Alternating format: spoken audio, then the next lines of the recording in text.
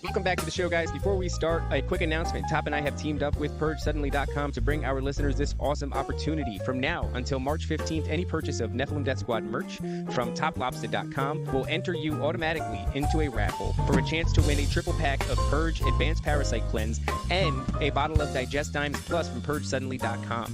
What if I told you that more people have died from parasites than have died in war? What if I told you that cancer, acne rosacea, multiple sclerosis, and rheumatoid arthritis can all be treated with parasite medication? With a triple pack of Purge Advanced Parasite Cleanse, you can rid your own body of these all too common parasites with ingredients like zinc, carrot powder, garlic, black walnut. It's made from all natural ingredients, not harmful for your body. And on top of it, the Digest Dimes promote healthy gut bacteria and aid in digestion. While you're there, any of the other products, as well as the triple pack and the Digest Dimes, can be purchased with a promo code Nephilim, Nephilim, for 10% off, and be entered into this raffle to win a triple pack of Purge Advanced Parasite Cleanse and a bottle of Digest Dimes Plus from PurgeSuddenly.com. And guys, don't forget, if you're looking for other ways to support the show, you can do so by going to patreon.com/Nephilim Death Squad, and you can help us out that way as well. All right, let's get into the show. We are being hypnotized by people like this. Newsreaders, politicians, teachers, lecturers. We are in a country and in a world that is being run by unbelievably sick people. The chasm between what we're told is going on and what is really going on is absolutely enormous. Oh yeah, dude. There's some Nephilim shit. It's like we all know what's going down, but no one's saying shit what happened to the home of the brave. These motherfuckers, they controlling us now, and no one's talking about how they made us try to be slaves. And everybody's just walking around, head in the clouds, and wanna wake up to a dead in the grave. But then it's too late, we need to be ready to raise up. Welcome to the end of days. Everybody is slaves, only some are away. Welcome back to Nephilim Death Squad. I am David Lee Corbo, aka The Raven. That's Top Lobsta. And a quick announcement, guys. Don't forget to go to Patreon, subscribe at the $5 level, and gain access to our secret Telegram, where you can say all the crazy, unhinged, schizophrenic crap that you want to say. If it's $5, it's not really a secret. I just like saying it. I just like saying it, dude. It makes you feel cool. It makes you feel exclusive. It's a super secret chat. And keep an eye out, because we're going to be doing a super secret show very soon for our Patreon members. And also, don't forget to go to samtripoli.com, check out his dates, and look for the March 30th slot. We're going to be performing live with Sam Tripoli at The Joke Joint. We're going to be doing a live podcast with Sam, so go and get your tickets for that. They just opened up. They just started going on sale, so there should be some left. So go to samtripoli.com and get that going on. All right, guys, I am really excited to have today's guest all the way back from like episode number 2. I want to say it's like episode number 2 or episode number 4. Yeah. We came out of the gate with bangers. We secured Joel Thomas. The first time he came on, I was like, why is he coming on this show? And now that he's coming on, I'm like, I feel like we built something sort of respectable enough to have Joel on to give us knowledge. So thank you for coming. Yes. Please tell the people Joel, where they can find you.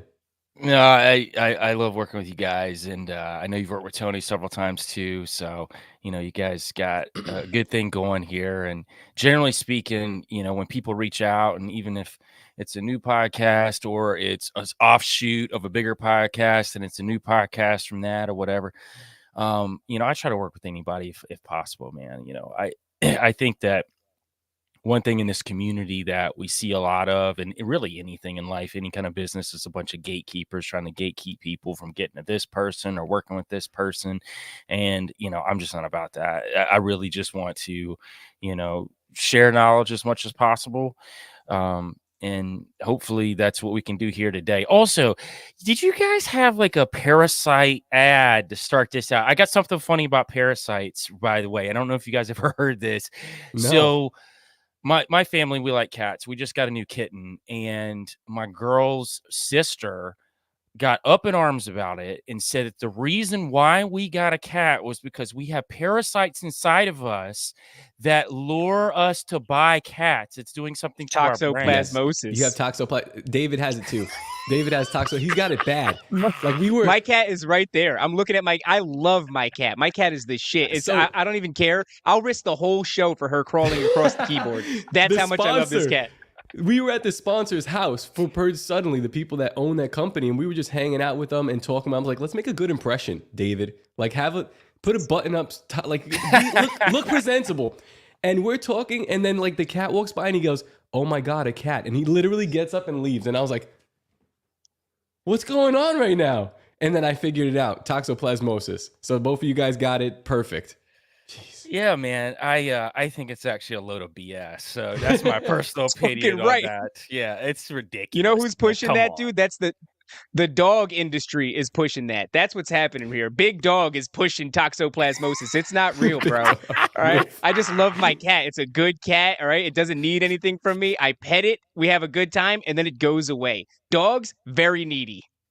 Yeah, it's and I don't dislike dogs either. I like animals in general. So, I've got a membership to the Cincinnati Zoo, which is always in the top like 3 or 4 in the nation, zoo-wise or whatever. They do a lot of conservation efforts, which I do appreciate. And a lot of the animals that they bring in, the ones that they can re-release, they have a whole re-release program with some of these. So I like going there. So, I got a thing about apes, man. I love gorillas. So gorillas, I think, are absolutely fascinating to me. And matter of fact, you can't see it because it's way up here, but I got a picture of myself and a gorilla that I was really close to at the zoo. He died like a couple years ago, but he was super cool. He used to come up, hang out with me at the glass. He would touch hands with me anytime he saw me, and if I would leave, he would just run off. And I don't want to insult you, and this might be the last time he comes on, but you do have like these gorilla-like aspects. Like I was looking through your Instagram to find a picture and I'm like, this guy's yoked. He's kind of like he's standing there and he's like, listen. Funny that you said that, though. So when I first moved to Cincinnati, the gorilla I became tight with, we were not cool for like a year. So I show up in this zone because the way they got it set up, there's an outdoor exhibit and then an indoor exhibit with glass. And the glass you can walk right up to. Well, I walk up and one of his children was like doing somersaults next to the glass. And I was like walking up. Bro, he came out of nowhere and checked the glass like bam on me and then flexed on me. And then you did it back?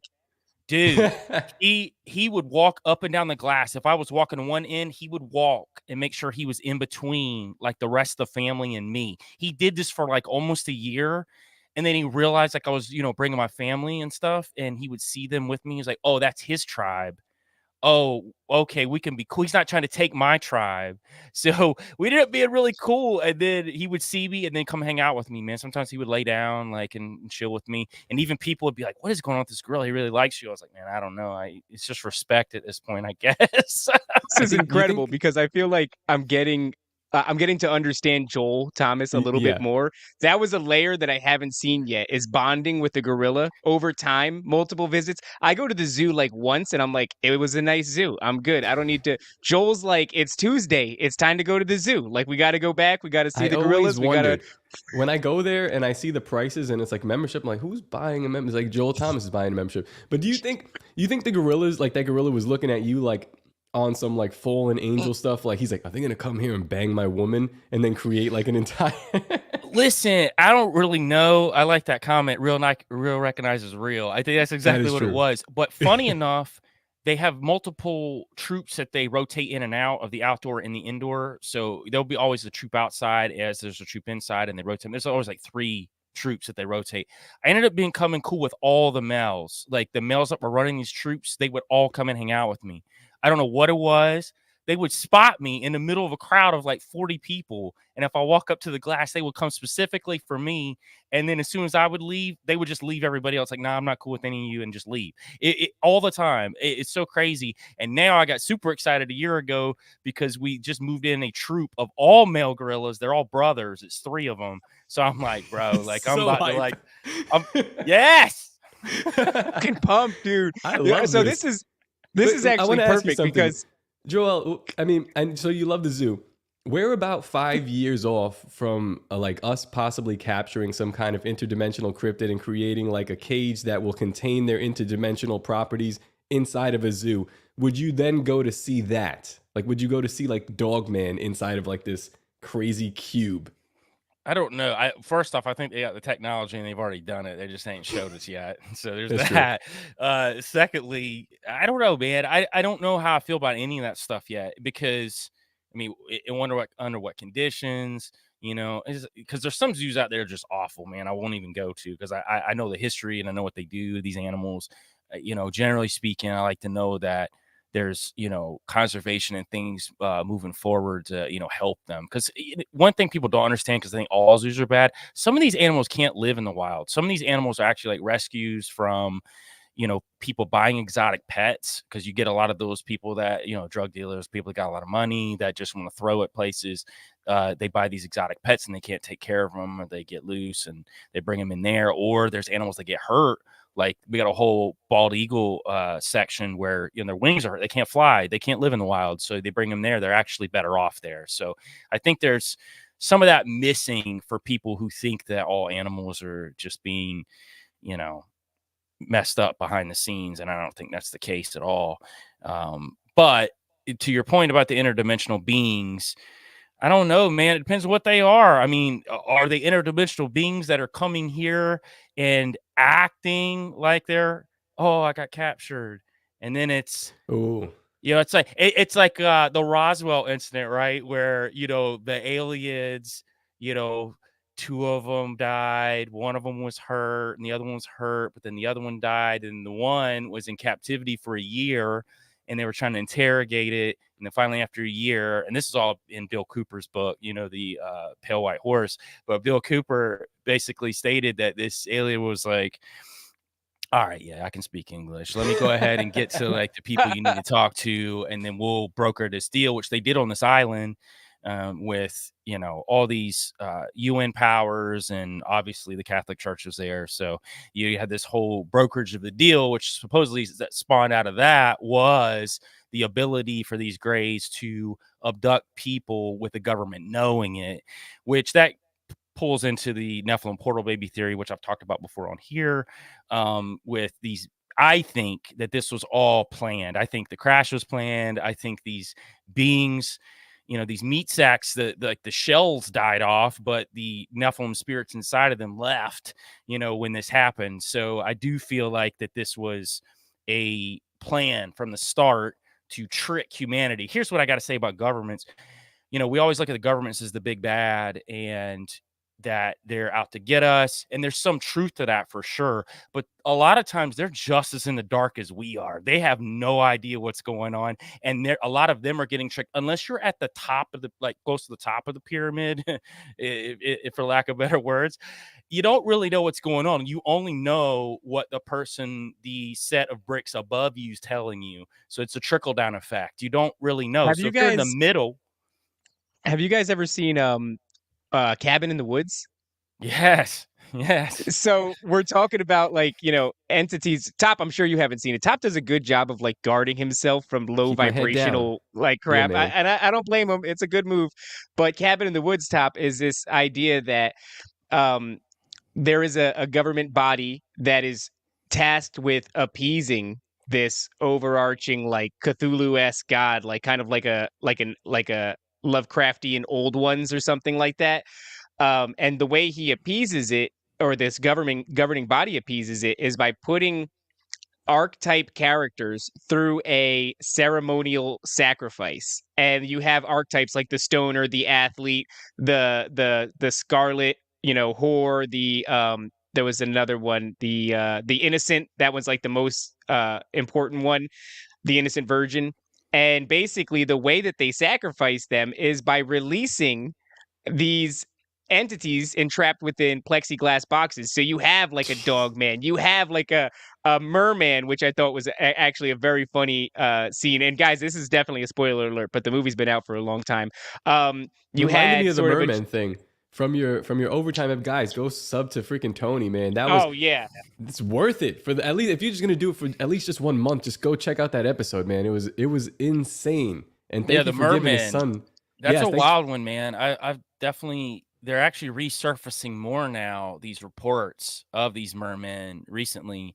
And I did talk about on that overtime the stuff that's going on down in Puerto Rico off the Bermuda Triangle, where these mermen are coming up on land and they're pulling people, they're pulling livestock, crops, all kind of things they're dragging back into the ocean. And these aren't these beautiful mer people that you see in these pictures and all that. Not to say that those don't exist, because there are two types of mermen, which is fascinating too. You've got these sirens, these beautiful, handsome mermen that lure people into the water, lure women, maybe some men too, like into the water. And then you've got these ugly ones that are just grotesque. But apparently the mermen operate a little bit different than mermaids. When they come on land, their fins can change into legs, and they can look more human when they run up on the land, and that's how they can operate really well on land. And when they get back to the water, these fins grow back, or however it does, it morphs back. And that's just the reports, right? But I do know for a fact in Puerto Rico, this has been going on for a while here in the past couple of years, and people are missing stuff and they're seeing it happen. So it's, there's something to it. And the Bermuda Triangle's more active than ever, and nobody's talking about it because it's such an old school conspiracy and everybody's forgot about it. And it's like, no, there's like a freaking portal vortex in the middle of that thing down below.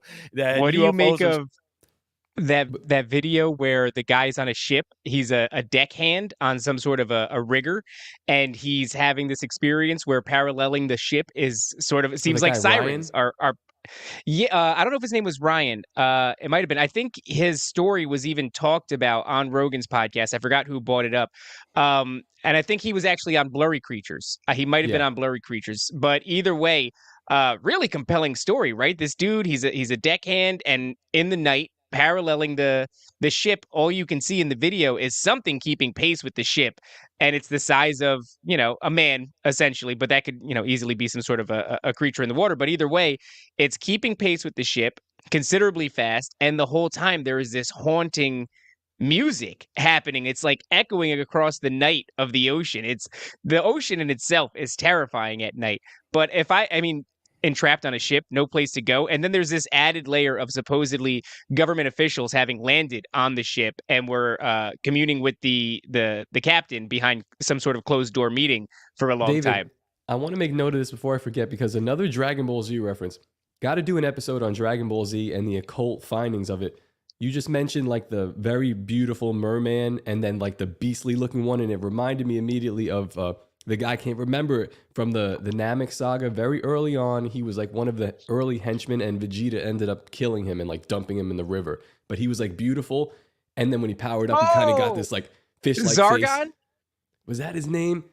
There was I a think it was red one and then Zargon. there was like a blue one. Yeah, but it's like they're purposeful with where they put this stuff. And Akira Toriyama knew a little bit about Nephilim stuff. I'm like, I'm on to you, man. I'm watching. But that's why the show's so great, because it kind of taps into this ancient story that in our bones, we know that it's true. So that's like we're attracted to it immediately. well, anime. Right, that's what resonates with us. Anime in and of itself, as just a whole, whether you're talking about manga or whatever, is super esoteric in nature, regardless of what route you want to go to. Death Note, I mean, come on, we're talking the Jin who are, brokering deals with you behind the scenes. Yep. I mean, Attack on Titans is literally talking about Nephilim. I mean, come on, it's wild in and of itself. Zarbon, there he is. Yeah. It's very Dagonish too, if you want to say, as soon, when it's in the fish form, very fish god-like, Dagon-like, for sure. You were talking about sirens. It made me think about, because sirens can also be fairies or fae folk, because they'll take these forms, and a lot of music and imagery comes out of these entities. And I can tell you, on the last documentary we did, and this isn't giving anything away on the documentary, but there was a point where there was a blue orb dancing behind the truck that I was in with Tony. Tony saw it first. I got out and I heard a woman singing in the woods, trying to lure us out in the woods. And I Whoa. walked around the corner and I saw the blue orb dance and then disappear. And then the music stopped. So it was really crazy. At that moment, though, I like yelled in the woods. I was like, man, y'all ain't got to try to lure us in. We're coming anyway. We're going to be there. You know that Danny DeVito meme where it's like, so anyway, I started blasting. And so you just start shooting in the woods. Yo, how do you rationalize it? Because I know you know a lot about the Bible, and I know that you're a musician, and I'm a musician also, but I don't do as professionally as you do. But when you look into that kind of stuff, are you like well versed on theory, on music theory, or are you just like playing notes or like go by ear? Here at this point, I used to play piano growing up. So there was a point where I played piano since I was a kid.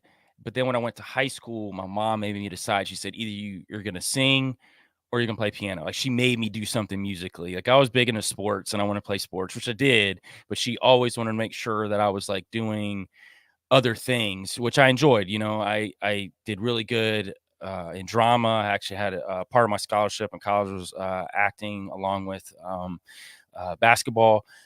Music was always a passion of mine, but you know, I ended up going into chorus and singing and all that in high school. But as far as music theory is, yeah, I understand it. I mean, I'm not going to sit there and break it down to you a million ways and tell you how, you know, all the notes work. I can tell you some. If I'm sitting in front of it, yeah, for sure. One of the interesting things that I kind of reveal with Gary Wayne, you know, like these ancient gods love when you name stuff after them. Yeah. And he was talking about, I forget exactly how it correlates, but like the Ionians were worshiping this certain god, and then there were the Phrygians, and I was like, excuse me, like say that again, because those are the modes, you know, like the first major, second minor, so it's like Ionian, Phrygian, Dorian, Lydian, Aeolian, that's like the seventh degree, but they're all named after these tribes that worshipped these certain small g gods, which we pretty sure are like Nephilim, and that goes back to obviously the Greek pantheon. So I'm like, oh, that's super interesting, because it's so intertwined. The devil is so intertwined with music that when I do dabble in it, when I play in it, I'm like, what am I doing in here, man? It's like I feel like it's a dangerous kind of game. Well, I mean, it's even talked about in Isaiah that Hillel, when he walked, that music came out of his body. So he basically was music. So when he left God and became a bat and a snake, Satan, he took that with him. So part of the corruption was corrupting music. Now, there is a thought pattern, and I hold this thought pattern, and I know some theologians that can break it down a little bit better than me as far as this goes. But the thought pattern is, when it comes to technology in general, a lot of it was taught to us by fallen entities. It's just part of the brokerage from Mount Hermon, when the fallen angels came down, had sex with women, however you want to say that was, right? Whether it was interdimensionally or there in the flesh, and created these Nephilim. Part of the brokerage, which I also think happened in Roswell, we brought that up earlier, part of the brokerage was giving us access to all of these advancements and all this technology for the women. So you look at these brokerages that happen throughout, I do think that a lot of technology has come, and at least initially, from fallen entities. But does that mean that when we're using this technology or using these things, that we're worshiping these entities? I don't think so, because I think that when Christ came and wiped the slate clean, when he told us that, you know, if we accept him, that we are, you know, free and clear. At that point, I don't think that that's how that works. At the end of the day, there are things that have been disrupted throughout. Pagan holidays are generally Christian holidays now, or vice versa. You know, I find it funny that Christmas, it started out as a pagan holiday, but became something throughout the church that we use to represent Christ's birth.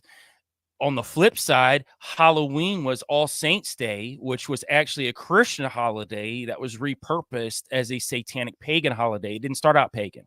So if you look at all of these different holidays throughout, you can track them back either way. I think, though, that God finds a way to repurpose it and take it over to where those things can still be used for good. Dude, listen, we're holding portals in our hands every day. You know what I mean? Like these are given to us by fallen entities in some form or fashion. We're holding them. We're using this all the time. Any piece of technology, we're on laptops right now. We're using. If we get to the point to where we're not going to do, you just might as well live in the woods by yourself, never speak to anybody again, and never interact. I don't think that's the way that God wanted us to live. So I don't think it operates that way. And when it comes to music, man, I think it comes from what comes from your heart when you're making it. I don't think it has anything to do with what it sounds like. Dude, I grew up in an era where like hip hop was the devil's music. You couldn't do it because the beat came from demonic African tribes that were conjuring these old gods in Africa. That's what I heard, coming out of it. I don't agree with that, though. Like, I don't think that's the case, especially now. Most people don't think that at all anymore. People thought that about rock, too, man. Rock was You don't think that now? You saying, do I think that now? You don't think that now? Boy. No, I don't think that hip hop as a whole is considered satanic music. I don't think you can do that. I don't think that's possible because I've seen too many artists that are using it for good. Matter of fact, if you track hip hop back, though, to its origins of what it really was doing, hip hop itself was meant to uplift the community. You look at the switch, though, was the late 80s into the early 90s when NWA came along and a lot of these gangster rap groups came out. They wiped out guys like Public Enemy and Run DMC and a lot of these guys who were bringing a positive message. So I think that was a lot of the problem that the CIA, three-letter agencies infiltrated. And listen, I'm not saying that NWA or some of these groups were actively working with these guys. They could have been, I don't know, but I'm just saying that in some form or fashion, the industry is controlled by these three-letter agencies that want to repurpose these communities, keep them in the prisons. That's what they want to do. They want to fill the prisons That up. would have been the same time that the prison industrial complex started getting federal funding based on per capita, how many people they had within the prisons. And those executives from those prisons actually collaborated with various executives from the music industry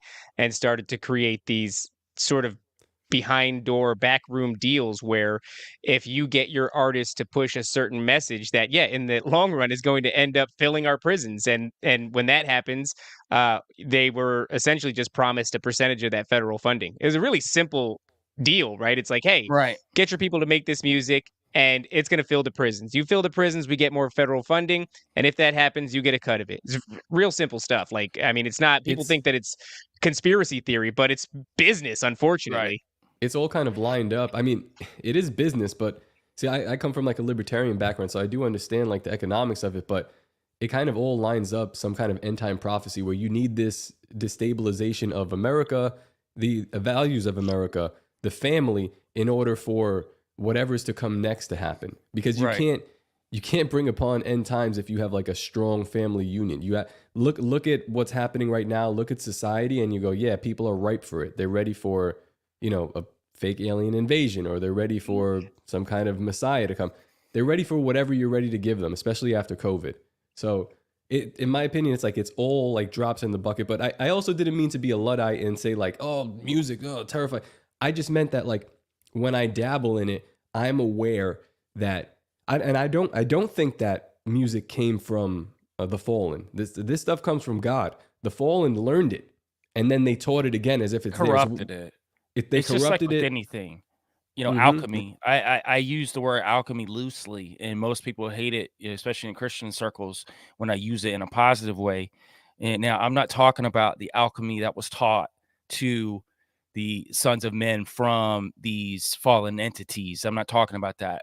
I'm using it as a term of something we don't understand that ancient man did understand. And I think that there was this connectivity to God that we would consider magic now, that early man had, that was also corrupted by the enemy. So the enemy corrupts it, teaches people a way to use it in a very corrupted format. and it's trickled out throughout time. And I think music's one of them. But dude, we could say any music could be corrupted. There are Christian artists that are working for the enemy that are putting out music that they're luring people in, saying that, oh, this is God's music, but they're doing the exact same thing behind the scenes. They're using it as a tool to manipulate. So, where do we draw the line? And what's to me, it's what's in the heart and what's coming out on the pages. Like, how is that affecting the people that are listening to it? Is it affecting people in a negative way? If that's the case, then I think that it's definitely, it shouldn't be, listened to. And listen, for the most part, hip hop now is pretty awful. Like, there's no positive message to it. It's pretty negative, but there are artists that are phenomenal that are in the hip hop circle that are reaching people, not just from a God point of view, but just on a anti-establishment point of view too. And I think that we have to understand that that's also in every music aspect, right? It's easy to listen to Conway Twitty and feel good about yourself and be like, oh, this is some good old boy music or whatever. But Conway Twitty wasn't always talking about the greatest stuff either. He just did it in a smoother way. So I'd say Johnny Cash was the same way, right? We could say these are icons to us, but they were talking about the same stuff. They just might not have been saying some of the most overt, nastiness that you hear in hip hop. They were saying that's the thing with music. They're saying some overt, crazy stuff in some of these old songs that you're just kind of like, your parents are snapping their fingers to, but right? It's like, they were like wizards, dude. If I tell this to people, and so I just saw a musician that I think is great. And again, where do I put him spiritually? Who knows? But I understand what he's doing there is, it's almost like this beautiful alchemical trick. Like, we're there all in this audience, and I can see how he's moving the room with the piano and doing whatever he wants to these people, playing with their emotions depending on how he's playing these songs. And I'm like, incredible. The guy's manipulating frequency and people are reacting. I could look, like, there's a girl crying. I'm like, it's not Michael Jackson. But you look over and it's like, we have to be more aware that these people are, whether they know it or not, they are manipulating like time and space, and they're playing with you. Yeah. And what they're doing with you is, when they had that Taylor Swift concert, and remember there was like this really viral video that was going around of all these people in the crowd suddenly crying, like these young girls like bursting out into tears at Taylor Swift. It was bizarre. But I have a kind of a question for both of you guys. Since you're both musicians, I'm sure, Joel, you're familiar with everything that's gone on with Kanye, and I go back and forth on him a lot. I think he's a man who's like really torn at times. I think there are times when he's being genuine. I think other times he's, kind of MK Ultra'd and slipping back into old programming. I think he's also tortured in the way that they treat him and his relationship with his family. But I would love to know where you guys, because we're talking about gospel, and I think it was very funny, by the way, Top, watching Tower Gang yesterday. And Joel, just so you know, he's got a co-host, not necessarily he believes in God. He's coming around. He's on the fence about Jesus Christ. Like the whole thing, he's kind of apprehensive, but he ends up sort of accidentally having a mushroom trip, and he needs something. He needs music to soothe him, right?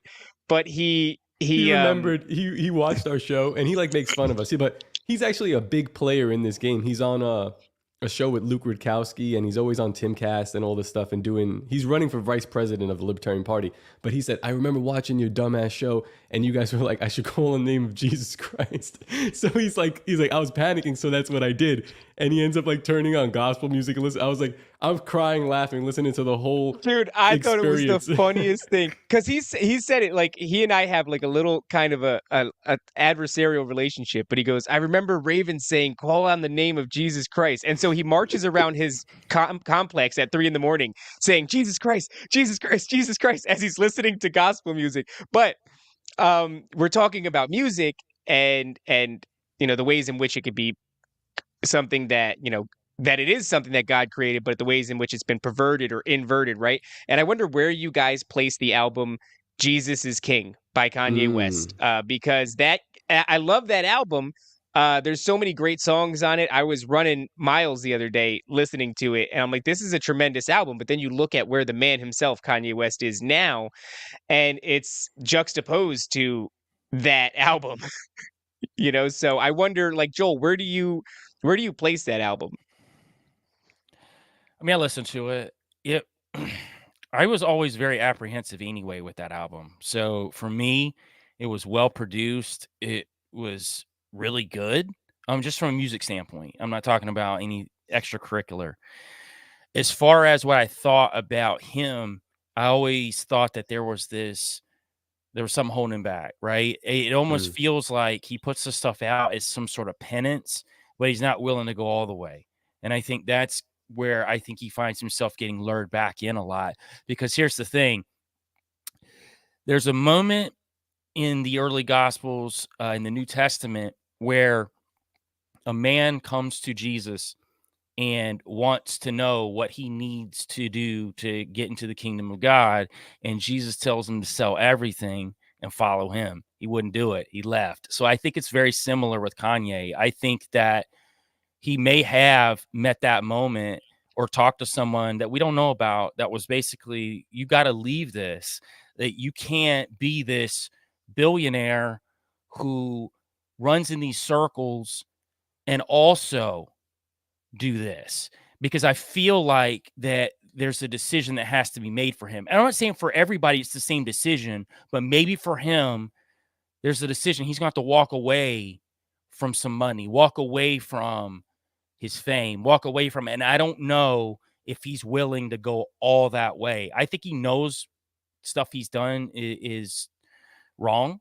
And I think he did come from a Christian background too, so that's tough for him. And I think that's where I was at, when I went down a dark road and I, was following this path of Freemasonry and getting deep into where I wanted to go with music, right? There was a certain crossroads that happened, and I looking back on it in retrospect now, I know that that was my crossroad, and I didn't even make a decision in that crossroad to follow God in that moment, but it was a decision.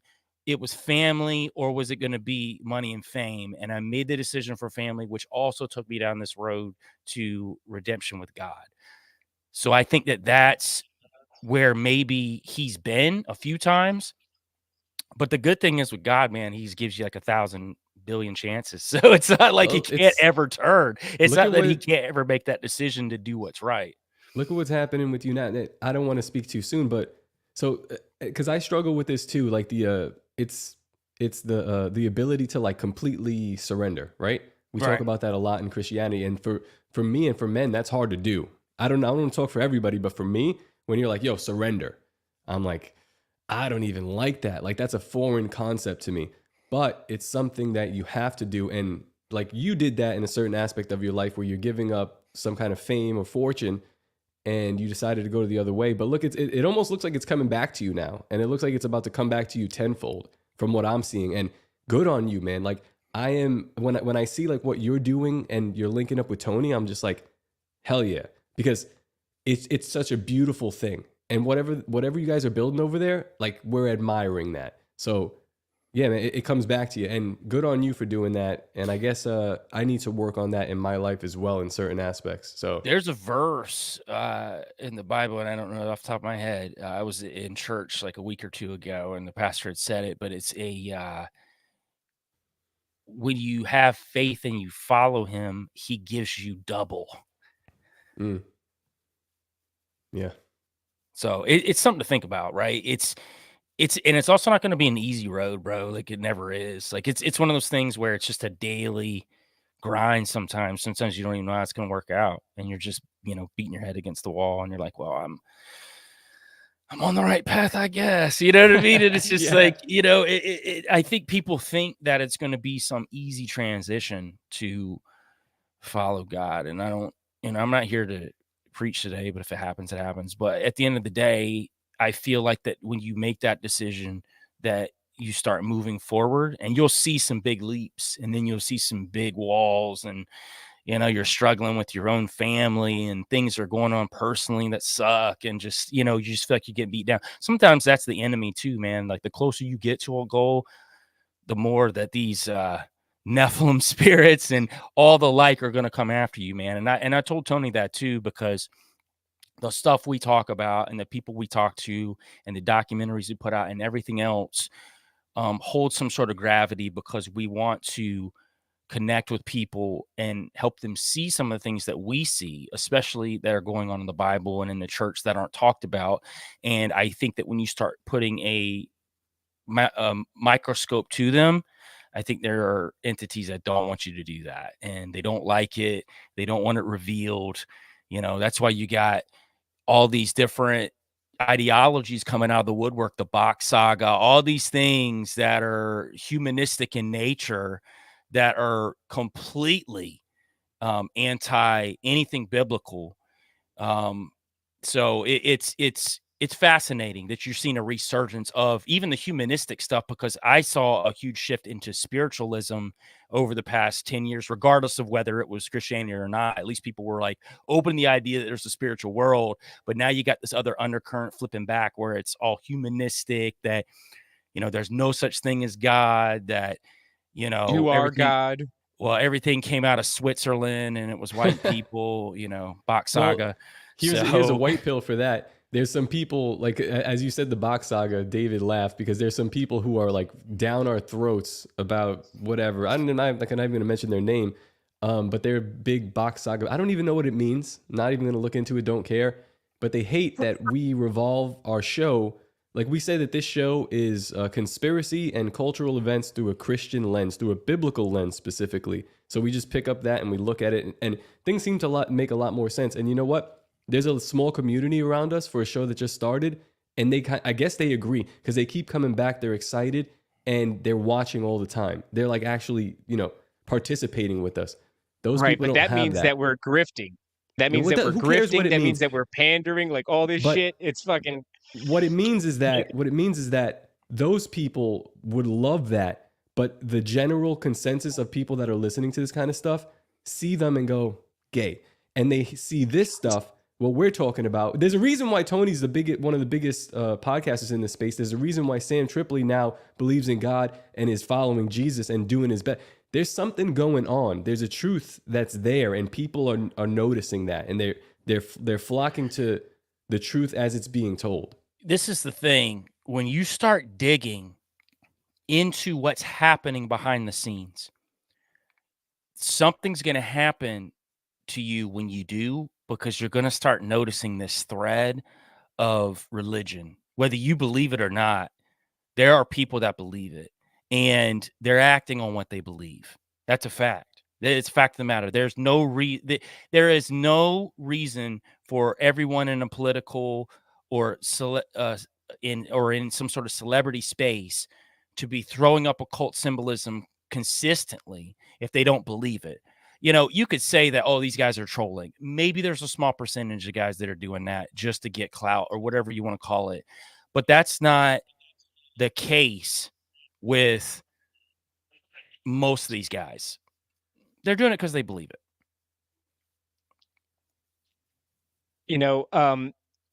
I think that it's a good time to sort of pivot to the meat of why we invited you on, because you lay out a really compelling set of or pieces of evidence that suggests that, and maybe this is a good thing to do because the show is called Nephilim Death Squad, and we go pretty hard against the Nephilim, their disembodied spirits, and their fallen parents. But one can't help the circumstances of their birth, right? I mean, it's not your fault that you were born the way you were born. So maybe there is room Trump for. Tweet. It's like the haters and the losers. They can't help the fact that they were born effed up. Exactly. And so I think that it's a good time to kind of pivot into this narrative that Joel, you lay out so well, that I think you've kind of started to call the good Nephilim. But guys, before we go there, let's take a quick ad break. Yeah, let's do that. Also, we have a $10 super chat from Rumble. It doesn't show up, but it says, y'all ain't grifting, which is kind of, here's the ad.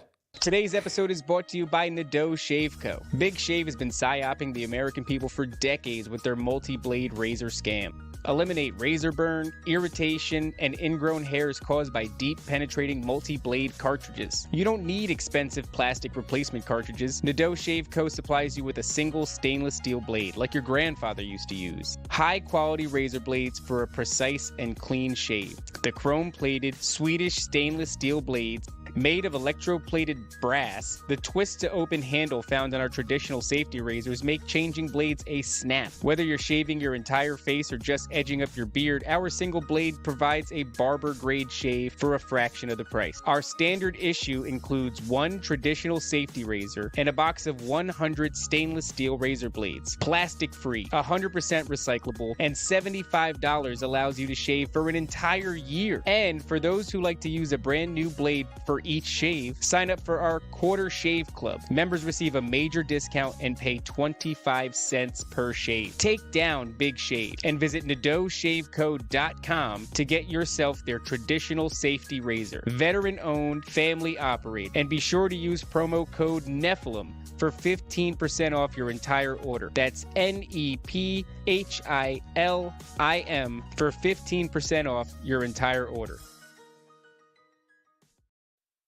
Powerful grift. Powerful grift. Terrible grift. I actually wanted to bring up, because we were just talking about like sort of like submitting and spiritual warfare and all that. I think we have to bring up that the episode today of Tony Merkel, because you've been involved in quite a lot this week, Joel. You've kind of been shaking up the banana tree here. You were sitting in on that episode where the guy just describes Tony's house to him. Like, what was going on there, man? Wait. And before we go there, I just want to say, because I know we're not going to talk about it, I want to just say this and I want to put it to bed. I don't like doing this. Because I don't want him to know. I don't think he's in the chat, and it's probably for the best.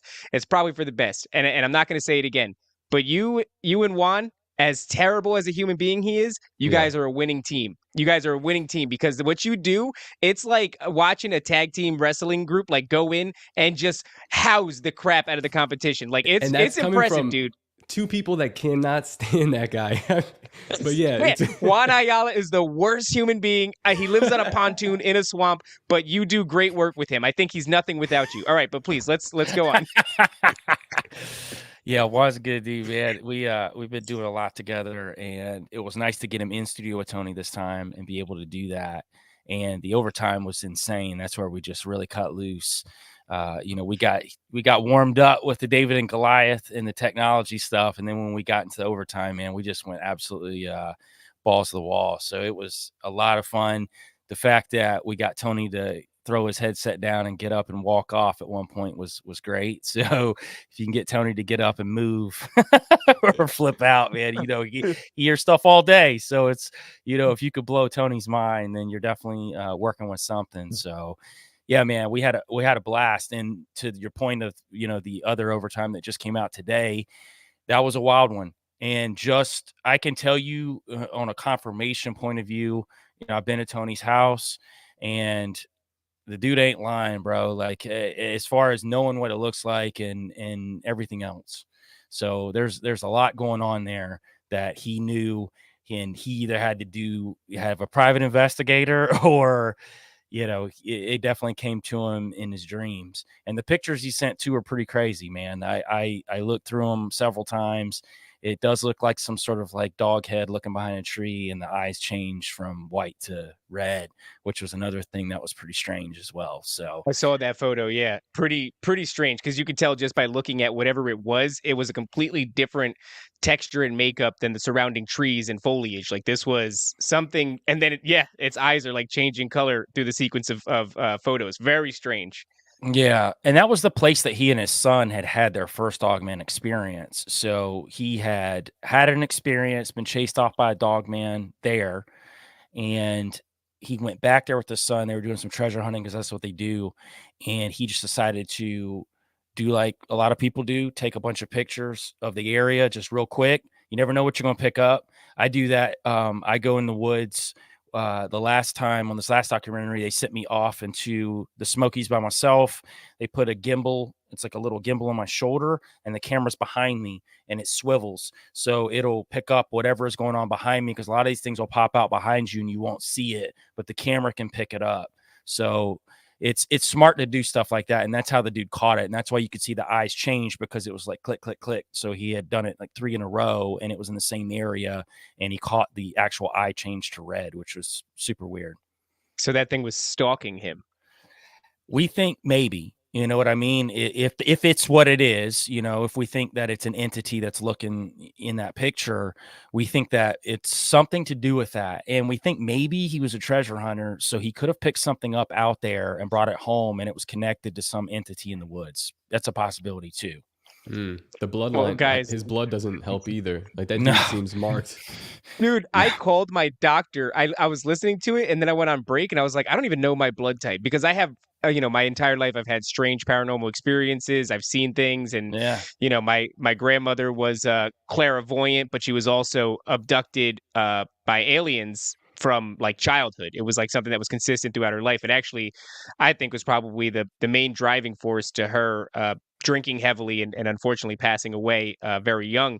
But so and then my mother and my aunt also have things that they see all the time. And so I'm like, oh, I wonder. I called up my doctor. I'm waiting for him to call back. But I think I'm too short. I'm only 5'7". There's no way in hell. Yeah, the Nephilim thing's really interesting, and we're going to get into a little bit of that RH negative stuff today for sure. And I know you guys brought me on. You reached out a couple months ago to want to talk about the good Nephilim. So we're going to talk a little bit about good Nephilim. It's something that a lot of guys aren't talking about, rarely. Gary Wayne's one of the only other ones I've heard talk about it. And matter of fact, can I just say real quick, Joel, actually, your whole lead up to this makes a lot of sense, because this is a dude who like is connecting emotionally with gorillas on a regular like Tuesday basis. Of course, it would be you who finds like the goodness in, you know, what many people, our audience, are like, these are the arch nemesis of mankind. And Joel's like, now wait a second, they're not all bad guys. yeah, I just think that media shows us a lot of things that are truth in media, right? We look at anime or any kind of, you know, animated shows that come out, comics, you know, we look at, you know, movies that come out, superhero movies, all that stuff has the story of redemption and titans. And I do believe that there's some truth to that. And I started looking into it a little deeper, because I was running across some things that just didn't make sense to me, because it biblically, where I'm like, wait a minute, that seems like that might be a hybrid or a giant, but they're working with these Hebrews, they're working with these Israelites. Well, let's look a little deeper and see if that's the case. Also, I want to shout out Gary Wayne, because I put out that good Nephilim episode, and then he had an episode that came out about 3 weeks later, and Tony asked him, did he think that they could be redeemed? And he was like, oh yeah, as a matter of fact, there are some in the Bible. So it was nice to have a guy who's done the research for tons of years, who I respect, to actually solidify that from that point of view.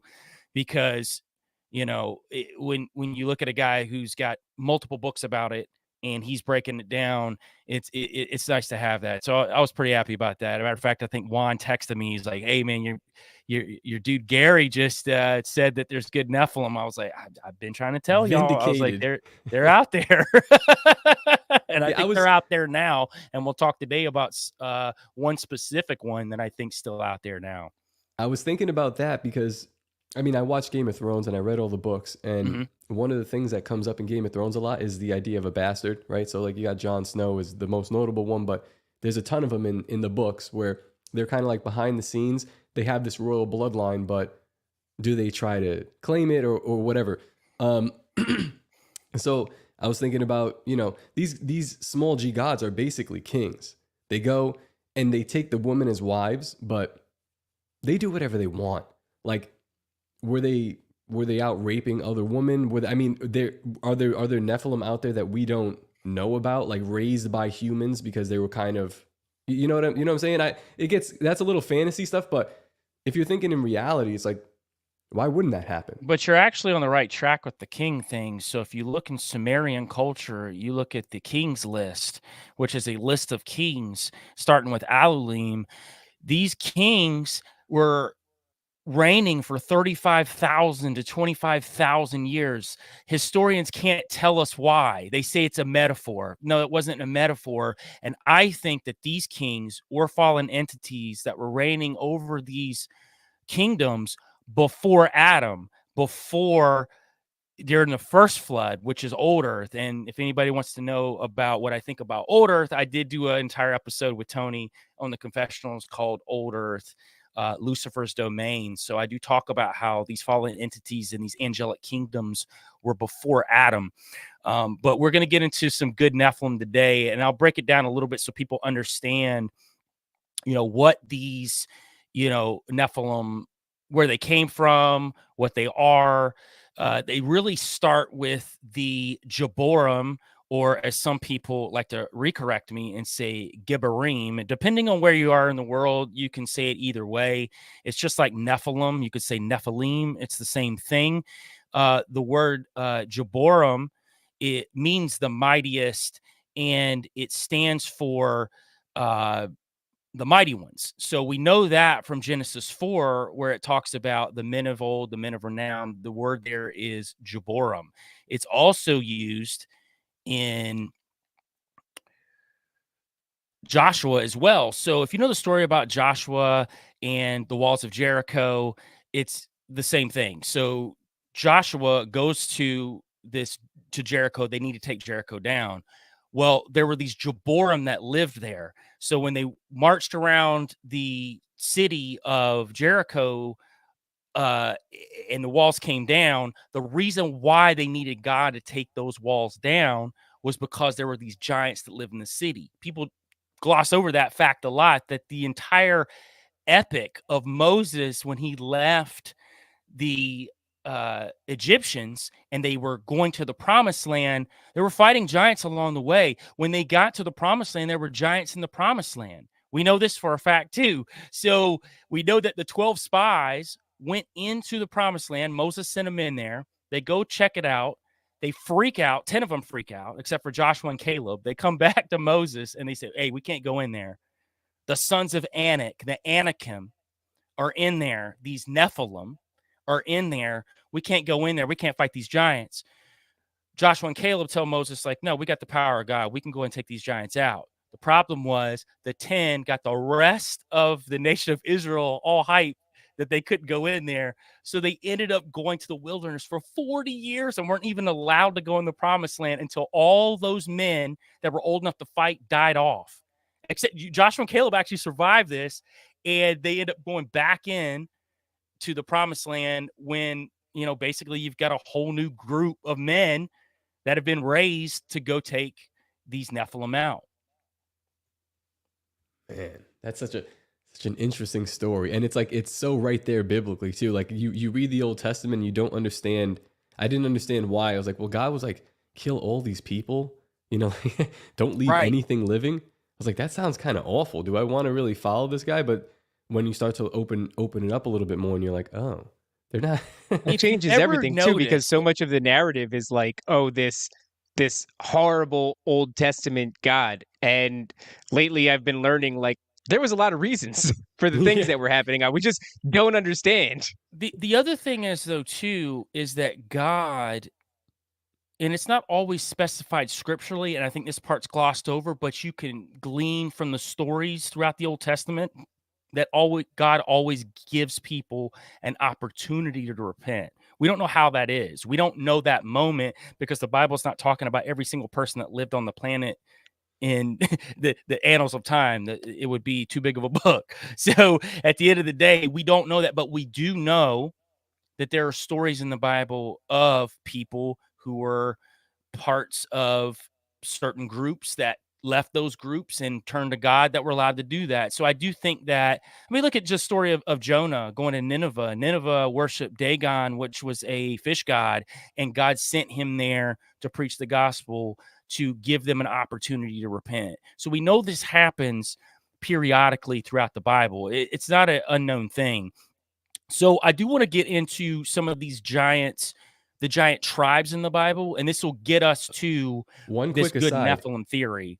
You just mentioned Nineveh We've got that eclipse coming over like 7 Ninevehs across the United States. Very weird stuff, but that's coming soon. So I don't know what that's about. Please continue. April 8th. Yeah. So there's 6 giant tribes mentioned in the Bible. You get the Raphaim, the lofty men. They lived in an area of ancient Bashan, which Og, we're going to talk a little bit about Og today. He was the king of Bashan. So he was considered a Raphaim, but I do consider the word Raphaim more of an overarching term for these giants after the flood. So you've got this Nephilim, which is the super overarching umbrella. The umbrella is all of them. But then you've got these giants that come after the flood, which is, there's a whole nother rabbit hole on why they come back after this flood apparently wipes most of them off the planet. We could go down that later, but we'll just, for sake of time and everything else, these giants come back. You got the Raphaim.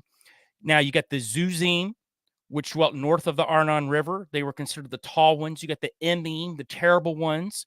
They dwelt on the east side of the Dead Sea. You got the Horim. They were the cave dwellers. And you'll find out a lot of giants, live in caves or set up shop in caves. I think there's a lot of Nephilim in caves now. And we do know, even from the Giant of Kandahar story, there's a lot of stories of giants coming out of caves. So the Horim, though, that group of giants were just basically cave dwellers. You got the Avim. They dwelled among the ruins in Israel. And then you got the Anakim, which we just talked about, the long neck ones, and they dwelt around the area of Hebron. So these are what you're typically going to see in the Bible.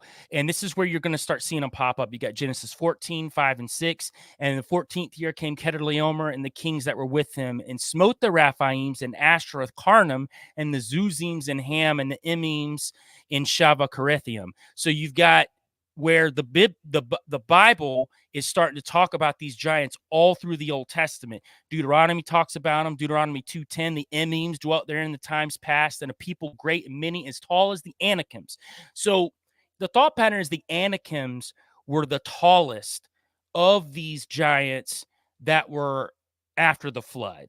And those are the ones that are specifically talked about when those 12 spies run into the promised land and they were gathering intel to bring back to Moses. They ran across these Anakims. In a Hebrew, the words Anaki, which is Anaqiy,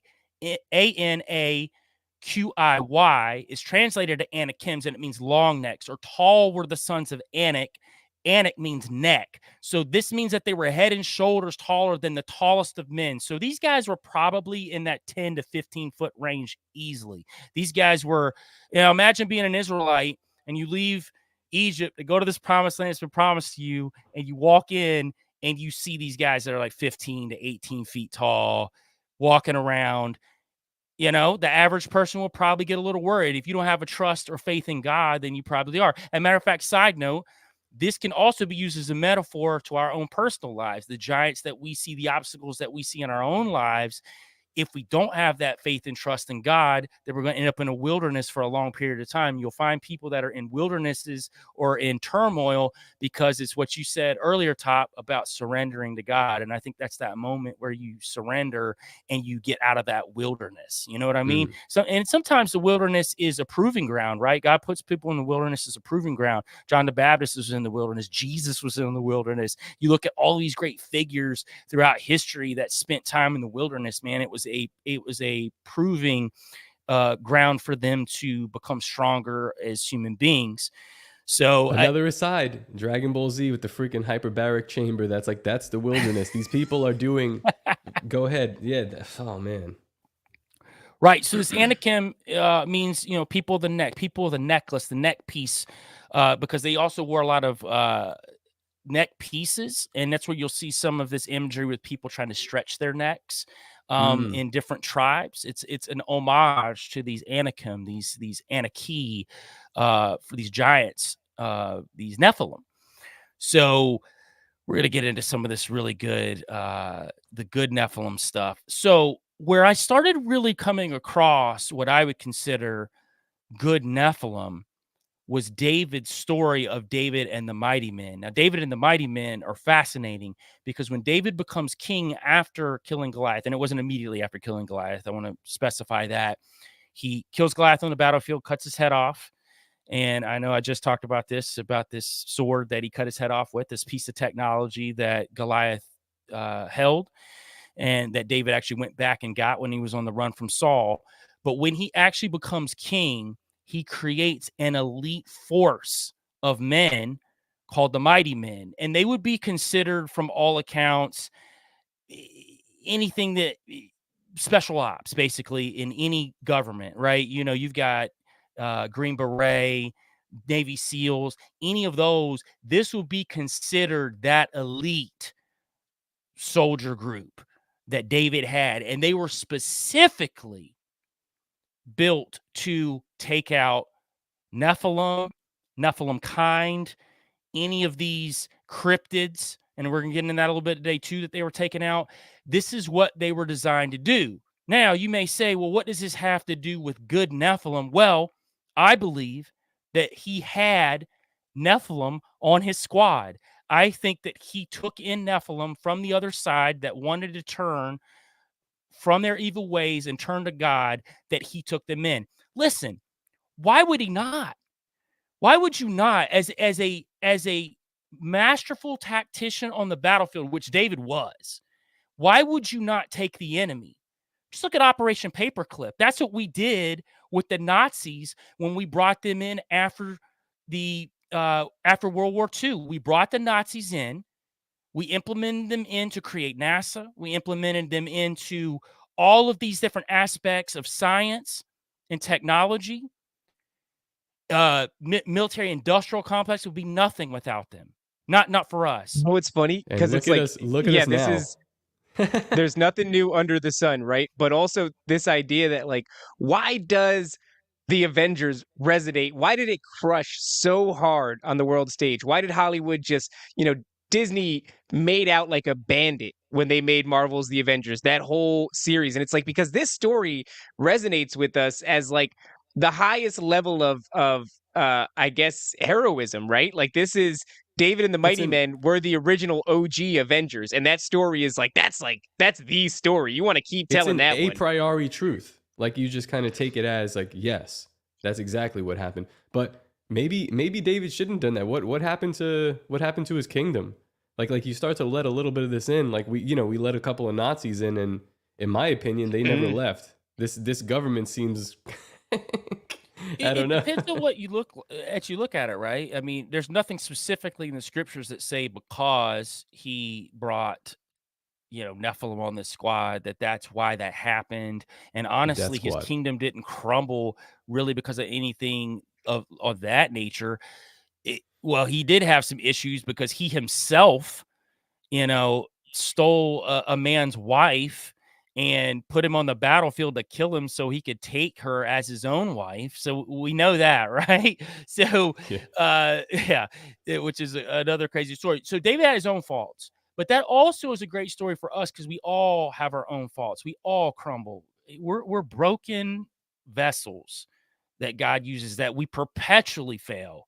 We're perpetually gonna fail. I tell people all the time, don't look at me. Like, I'm not a great person. Like, I'm not. I strive to be the best I can in this world and try to live Christ-like. But, dude, don't look to me. Don't look to any man. Like, that should never be our goal. I mean, you can look at these great figures like David, Solomon. Good Solomon. I mean, the whole tenets of Freemasonry are built off Solomon. Solomon had plenty of his own demons, literally, that he dealt with himself, and he's considered one of the wisest men in the history of the world.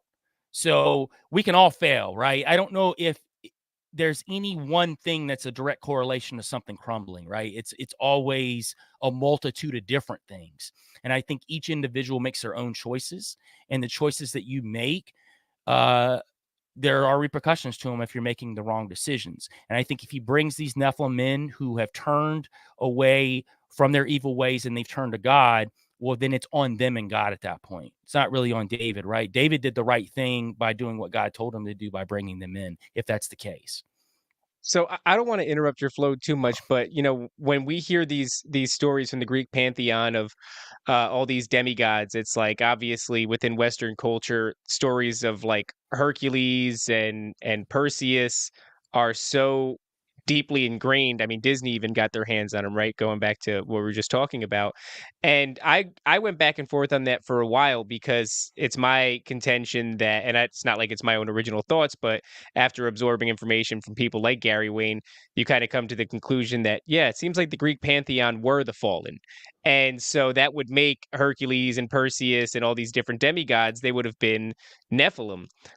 But even as a child, and probably due in great part to the Disney movie, you like to imagine that with sort of the great the Spider-Man quote, right? With great power comes great responsibility, and that there were these beings in Greek times imbued with, amazing powers, incredible powers, and that yeah, they did do some good things. That there were some that when the Bible says men of renown or heroes of old, that maybe there were some that did operate in such a way as to become heroes to the people. Do you think that there's any room for, like, in particular, those kind of characters, like the Greek pantheon, like the demigods themselves, like a Hercules, maybe even more specifically, that it's not an inversion of a story. It's not rebranding them as the good guys when they really were probably terrible tyrants to a lot of people. And I imagine they probably did operate just like people, right? Like you're saying, it's like we all fail in various different ways. I'm sure the Nephilim failed in various different ways, but is there room for a character like a Hercules to have done enough good in his life that that legacy is real? Yeah, why not? Like, why wouldn't it be? It depends on what his decision was with Yahweh. I think that's the part that we'll never know. So, am I going to say it's a possibility? Absolutely. Why wouldn't it be a possibility? We don't know what these stories really mean. We don't know what parts of the stories are true, what parts are fictional. We don't know what fallen entities wanted to expel through the people throughout the pantheons of time to make us think a certain way about them as well, because they present themselves as creator gods and Zeus and all of these different, Elohim, they present themselves as these creators, when in actuality they can create to a point. They can disrupt DNA and they can create something out of that, but they can't create from nothing like Yahweh can. It's on two different spectrums. And I think they would like, though, people to believe that they are the creators. And I think that when you see these stories, Greek, Roman, wherever you want to go with it, they all have a very they all have the same theme. The gods are never good, right? There's never this one god that's actually a good god. They all have these problems. And I think that's when you know that they are of a fallen persuasion. They just want people to believe that they are the only ones, because it gets us our focus off of who Yahweh is. Right, You, you that's know, actually like Zeus created supposedly within Greek mythology, Zeus created man out of clay. Funny enough, right? And but also was a terrible tyrant. yeah.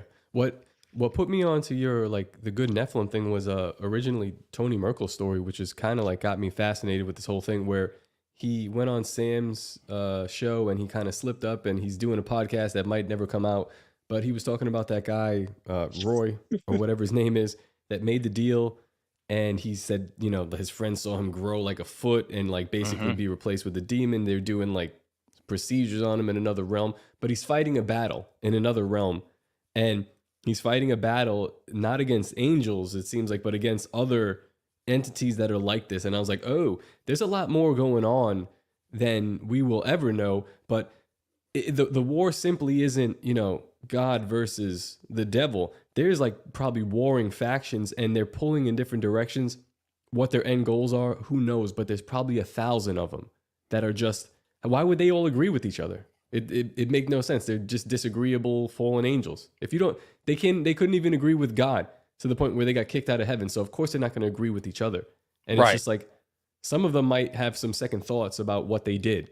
Yeah, and I think there's a lot of infighting too. I mean, it's always power struggles within that side, and we know from history that the Nephilim were cannibals. A lot of them were, And they even got to a point in the Book of Giants where they were eating each other. So, that's a really interesting story from the um, Dead Sea Scrolls, which is a great story, which we'll talk about here. And matter of fact, we just brought it up. I can talk about the story of the Book of Giants and how that's a great.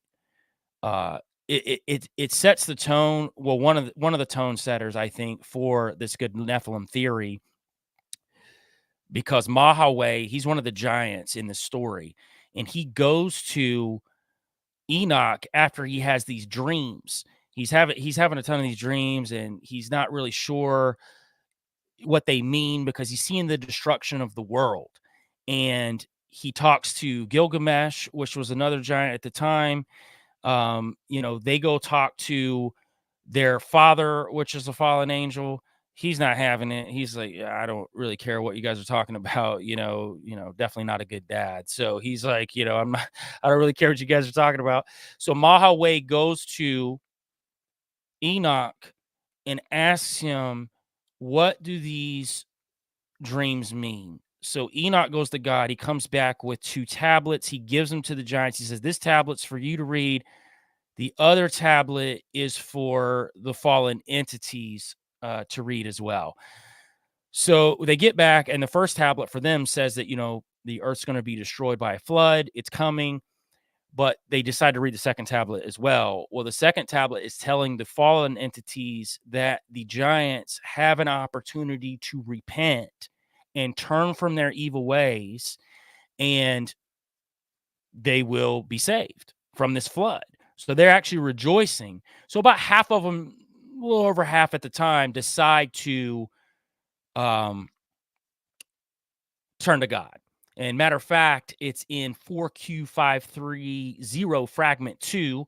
It's a very fragmented Dead Sea Scroll, so it's been pieced together to let you know what's going on in it. But this specific fragment, Enoch tells them, the harm that you have done to it until Raphael arrives. Behold, destruction is coming, a great flood, and it will destroy all living things, and whatever is in the deserts and seas, and the meaning of the matter upon you for evil. But now loosen the bonds binding you to evil and pray. So he tells them to pray. He tells the giants to pray, and they will be saved. So we know this from the Dead Sea Scrolls, and you will find the Book of Giants very commonly in the Book of Enoch if you buy it. It'll always be accompanied with it because it's more of an exegesis of the giants themselves and what they were doing during this period of time. So after this happens and they decide to turn from their ways, they find out that the fallen entities are going to be locked away. Their fathers are going to be locked away for committing the sin of having sex with the human women to create them. When they find that out, some of them get angry and turn back on what they were going to do with God. That causes what is called the giant civil war. And these giants actually fight it out before the flood over this matter. And cannibalism's involved because they were eating people and even themselves. So a lot of this was happening.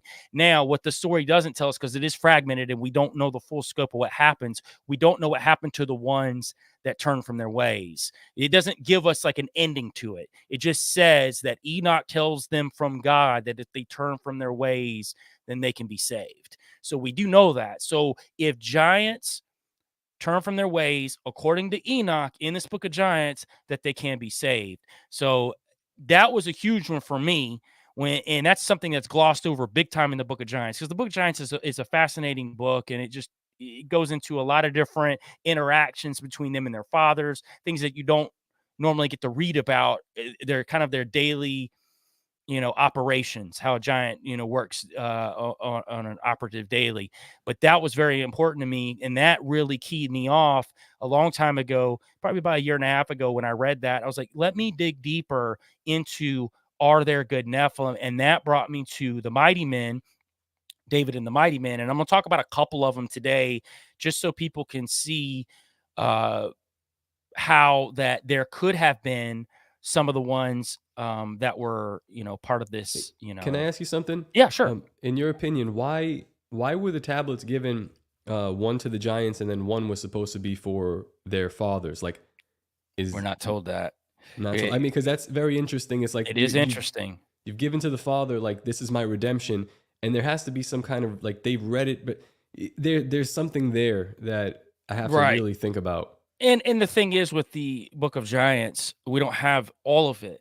We just got some of it, so we don't know what all of it originally said. We just have the fragmented pieces that we can take from, but that is in the Book of Giants. We do know that they were at least offered it. So if we know that God offers something, then it has to be that he would offer it across the scope of time too. It wouldn't be just something that he would do one time. And we know that just from scripture that God is always offering redemption. He's always offering an opportunity for people to turn from their ways. I mean, why did Jesus come? Jesus came to save not only the Jews, but the Gentiles, which were everybody else. So that was something that really ticked the Jews off at the time, the ones that didn't follow Christ. That ticked them off a lot because they knew that he came for everyone, instead of coming with a sword to knock out the Romans who were ruling them at the time. You think? I mean, I could see how that might have also tick off some fallen angels who is like, I mean, that's a great way. You give them a tablet that says like, I'll save your kids, but that's all that I mention. And it's like, you're going to be going to jail and then I'm going to kill you afterward. It's like, it's actually quite brutal. Right. Well, they were given the choice. The fallen entities were already given the choice, right? They made the choice. So it wasn't that, God was, not giving them a chance. He did give them a chance. So to this David Mighty Men, though, so they call them the 30. There's really a total of 37 men listed. So if you look at it, there's actually two different lists in the Bible. And let's see if I can find it real quick. Sorry about it, guys. Oh, you actually have the list of names? Yeah, I've got the list of names here. 2 Samuel 23 includes a list, and then 1 Chronicles 11 includes a list as well. So in 2 Samuel, the list is a little longer than the list in 1 Chronicles.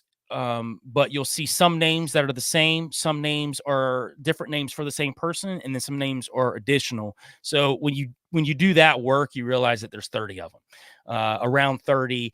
And there's also the opportunity for some of them died. We know that for a fact, and then some of them probably replaced. But we know that he kept it probably around 30, and that's why people say David and the 30 mighty men, even though we don't know if it was exactly 30 or not. Now we're going to get to this first guy that could be an actual Nephilim cryptid, which is Ithma the Moabite. So what we do know about the Moabites from the David and the mighty men fighting them, we've got 2 Samuel 23:20 and Benaiah the son of Jehoiada. So Benaiah is one of these guys they call the 3. So you've got the 30.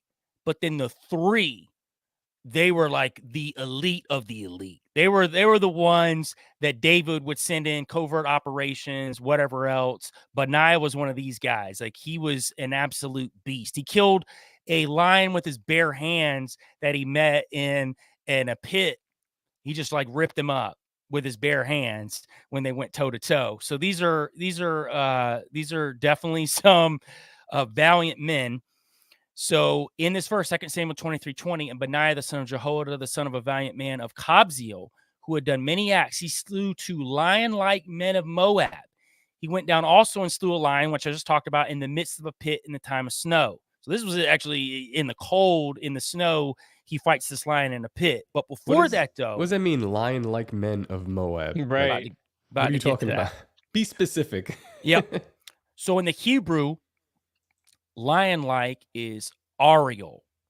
Ari means lion, so we know that the word means, we know it's lion. That's without a shadow of a doubt in the Hebrew. El, E-L, means godlike. So these were literal lion hybrid men that he fought that were from Moab that he took on. Now, some people want to say that this lion-like meant that they were valiant or strong or whatever else. That's not from the Hebrew. The Hebrew Ari is lion. It means lion. That's as specific. And it's godlike is El. So that means that it's coming from and Elohim. It's the divination. It is an actual lion-like hybrid that he fought. He fought 2 of them and took them out. And this is not one of David's like hybridized men. This is a human man that takes out 2 lion-like cryptids.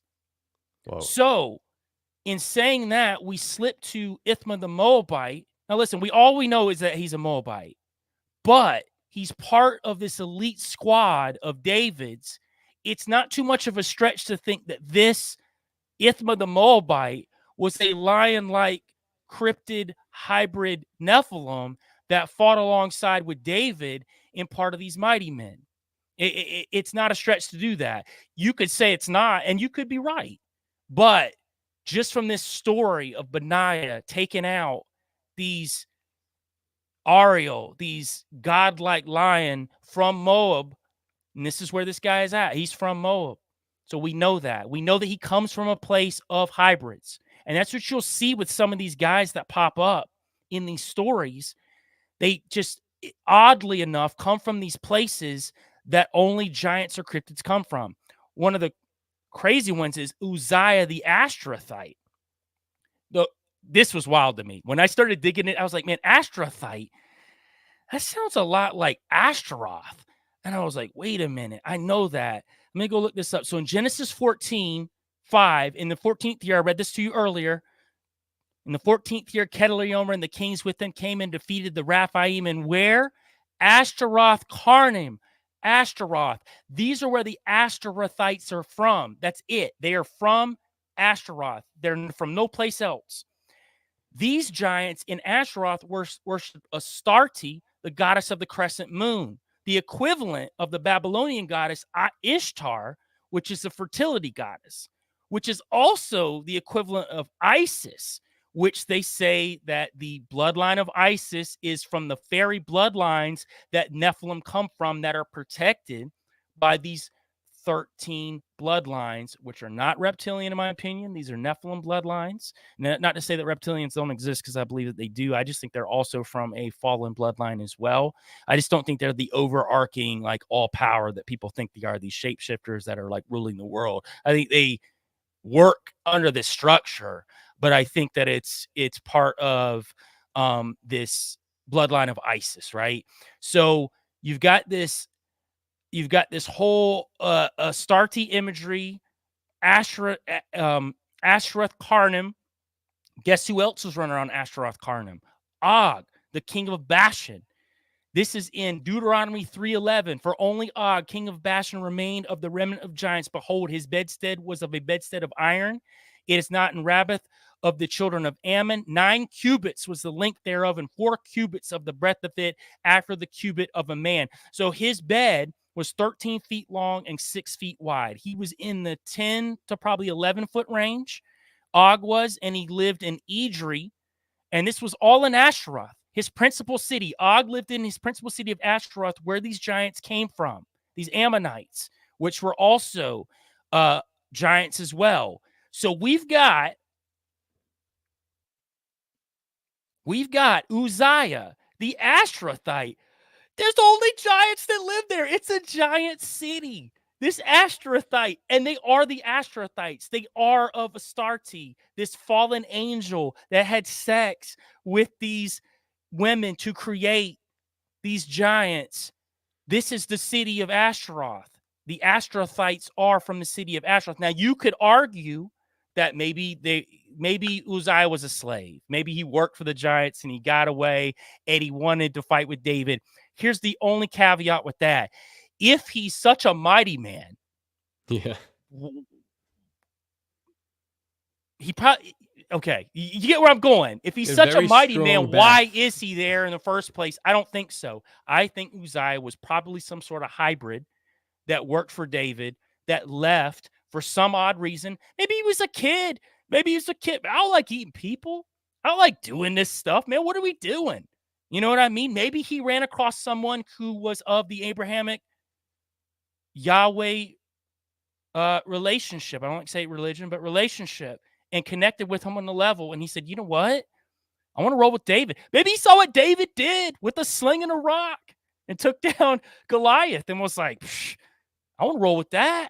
That's a good point. Like when you're like back in the day when the mediators would meet on the battlefield and we're like, my guy versus yours, right? Right. It's not just one guy rolling up. Usually there's like a convoy of horses, one guy and then a couple of his apprentices, like maybe Right. three dudes with them. So yeah, to say that like there wasn't other giants that watched what happened with Goliath and then they were like, and they left too.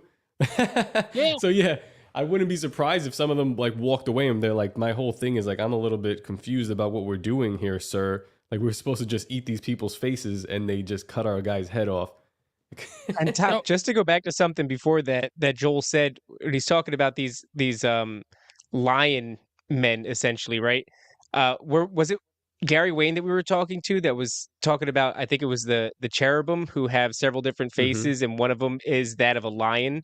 Yeah. And that some of these various, Nephilim that take on different animal aspects could have been the product of if a cherubim chose to take a particular form at a time, and then if this was a type of angel that engaged in intercourse with human women and then had these offspring, that would explain where all of these come from. Oh yeah, that's right. And the seals. Yeah. The seal with like the beaked bird, the lion. Yeah, I mean that stuff. I agree with Gary on the point of the cherubs because they had the 4 heads, one of an eagle, one of an ox, one of a hominid, and one of a lion, that they could shapeshift into the form of one of those. And I think that's probably where you got these lion-like men of Moab. Whenever one of those cherubs changed into this lion-like form and had sex with women in that form, that created that type of Nephilim. I think the cherubs could do that. And matter of fact, I think that the angels in general could shapeshift into a lot of different things. I don't think it's just one thing, but I think that they could specifically do those things for that reason. And I think, that's where you get some of this dogman imagery too throughout Egypt. I think there were some shapeshifting into some sort of dog gods and having sex with these women and creating these dogmen as well. So I think that's definitely a part of it. We're talking about these mighty men, Hadai of the ravines of Gaash, or Gash, however you want to say it. It's really in all of the etymology I've seen, it's Gaash because it's Gaash. Again, these mighty men, how I'm deriving this is from where they're from. So when we dig deep into where Gaash is from, we can find this in the book of Jasher, which the book of Jasher is a extracurricular biblical text, but it's spoken about in the Bible specifically twice. So the Bible actually talks about the book of Jasher and quotes it. So we do know that it definitely holds some weight even from a biblical standpoint. So I was like, what's going on with this? What's going on with this, this Gaash? And I start digging around in the book of Jasher and I pull up chapter 39, 15, and the sons of Jacob that day girt on their weapons of war, and they marched to do battle against the inhabitants of Gaash. And in Gaash there was a strong and mighty people of the Amorites. And Gaash was the strongest and best fortified city of all the city of the Amorites, and it had 3 walls. What did I just say earlier about Og? Og was an Amorite. He had the Amorites with him. We know that the Amorites were a derivative of the Raphaim, and they were alchemical wizards. Like they were essentially the wizard giants. They dealt with all this magic and all this dark alchemy. That's what they did. So we know, here we go, Gaash were where the Amorites were from, the giants again. So we know that. We know that from looking through the extracurricular scripture and matching it up to where these mighty men are from. They were giants. They were hybrids. How many hybrids did David have working for him? Gay-ass giant wizards. Incredible. You said 3 walls. Do you mean like 3 layers of walls or like 3 walls? Yeah, that's what I was thinking. Like a triangular setup city. Someone's going to clip this. Me going. I know. Right. I didn't even think about that. Too late. For sure. But yeah, so we know for a fact that there were at least 3. And I know Gary Wayne's argued that Uzziah the Hittite, because the Hittites were also of a hybrid bloodline, Uzziah was also a hybridized giant that worked for David too. So we've got like 4 right there that are specific to an area that were just giants. I'm not saying they didn't have people working for them. Again, we're not saying this is a matter, it's an actual fact. But what I am saying is it is a large possibility that these could have been hybridized giants that worked with David and his elite ops squad that helped take out other giants. So he had giants that were helping him take out other giants. And what kind of intel could you get with having a giant or a cryptid giant on your squad? They would let you know the inner workings of how these guys think, how their operations work. It's just a smart war move in general. It's a shame They also that had the to take him story- down. It's a shame that we get HBO stories like Game of Thrones and stuff like that, because just the story of David is incredible. As you're telling it to me now, I'm kind of like playing it out in my head. Like if they actually filmed and did that correctly, my God, what a great story. And what a great dude David is. Like, just probably fears. Imagine running this like small army of dudes that, like, I guess they respect you because they must respect him in a way where they're like, this guy could probably kill me, and he probably can. It's just a badass dude, man. Yeah. I mean, you know what else it that- gets me thinking? It gets me thinking of, like, we're all within this community right now sort of speculating as to like what's to come. And I know that Tony shares very similar sentiments to ours, and Joel, I imagine you too. I don't want to speak for you though. This idea that like we are going to see times that were as the days of Noah. In other words, we're going to see the return of these things. And I just like that maybe there is some allyship to be had. Like maybe a few years from now, right? If we're on that sort of a timeline, we could be rolling with just like 15-foot homies, like I think it's already giant happening. gay ass wizards. I think it's happening now. And I think there's a story about a specific giant that's said to still be alive now who would also play into this good Nephilim theory. He goes by Luddy McCode, and he's from the Solomon Islands. And there are crazy stories coming out of the Solomon Islands, guys. I mean, there are tribes of giants all through the Solomon Islands. And you got to think these underground cave systems that connect the islands. We know that UFOs are coming out of these caves. We know there's Bigfoot tribes on the islands that people see all the time, like several different kinds of Bigfoot tribes on these islands. And the stories that these natives talk about, well, one of the main stories they've talked about that has lasted in the test of time is Luddy McCode. And Luddy McCode is a fascinating story because his grandmother liked smoked tobacco and she broke her pipe. So they need to get a new pipe from the village. Well, at the time, the giants and the people of Guadalcanal, they did not get along. The giants were eating them. So it was a cannibalistic environment Luddy McCode grew up in, but they said she needed the pipe. So they shave all his hair off because he's pretty hairy. Giants are pretty hairy. He's about 6 foot tall, but he's 7-8 years old at the time. So he can pass off as like a regular human to somewhat. So they send him into the village. Well, there were slave traders that were coming from Australia, and they were there and they were scooping up slaves and taking them back. They trick him and say they got a pipe for him. They got some pipes for him, and they get him on a ship and they kidnap him. So they go all the way to Australia. He ends up getting sold to a man who could only afford one slave, but his whole farm is about to go down if he doesn't revive this farm. So he brings Luddy onto the farm. He treats Luddy very well, and to the point that Luddy begins to help him, more so. And he realizes, like, man, this kid is strong. Like, what is going on? He's like, well, he thinks he's a grown man. He's like, man, he doesn't really act like a grown man. He's more of a kid. I know at one point, one of the stories is that he had an ox that he was trying to plow the fields with, and the ox was going too slow that Luddy just took the plow and put it on his back and sliced up the field in record time. In doing this, though, Luddy got to meet some of the other slaves and interact with them when his master would take him to other plantations. And when he did that, these people were from the island he was from, but these were, regular humans. He got to talking to them, realizing they were not what he was taught growing up. that they were good people. They had, lives just like he did. You had no desire to eat them anymore, but he wanted to get back home, and he gets an opportunity to, because his master wants to let him back home. He just can't afford to do it. So he takes him into town. There's a boxing match. It's kind of like one of those, come on in the ring, fight this big dude here, who can take him out type of situation. A burner. Right.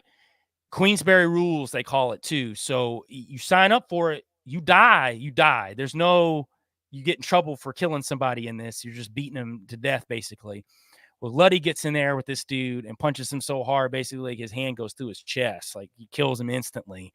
And of course they win. They get all this money. So he's able to save the farm, and he's able to send Luddy back. So when he sends Luddy back, Luddy comes back home. He does end up bringing some pipes back with him too, which is pretty funny. He comes back and he said, listen, these people aren't what we think they are. I don't think we should eat them anymore. We need to do right by them. Well, a lot of these giant tribes aren't having it.